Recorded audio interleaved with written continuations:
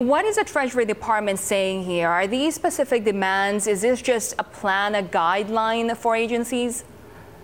Yeah, sure. Thanks. So, yeah, I think the good way to look at it is essentially a roadmap. What the Trump administration has done is they've said, the Securities and Exchange Commission, Commodity Futures Trading Commission, the big Wall Street regulators down here in Washington, we want you to go ahead and ease rules in the following ways. They've kind of put up some high-level suggestions. It is a 220-page report, so there are some specifics in there. But more than a directive, more than saying, go ahead and do X, Y, and Z, it's really a blueprint for what the Trump administration hopes these independent regulators will do to ease some of the rules that they put in place following the financial crisis.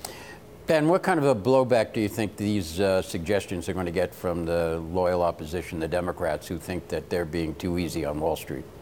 Yeah, I think it's assured that investor advocates and some Democrats are going to push back on a lot of these recommendations. On the other side, you already had the Chamber of Commerce coming out and praising them.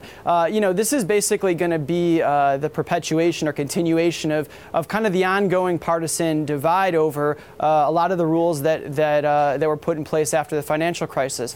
Some that come to mind, there's a specific rule that the SEC has related to conflict minerals, some of the disclosure rules. This even goes back to Sarbanes-OXLey, if you can think about some of the accounting standards. So, this is going to certainly, once again, awaken, some of the partisan divide here over a lot of the rules that lobbyists and lawyers love to talk about here. Will this need congressional action of some sort?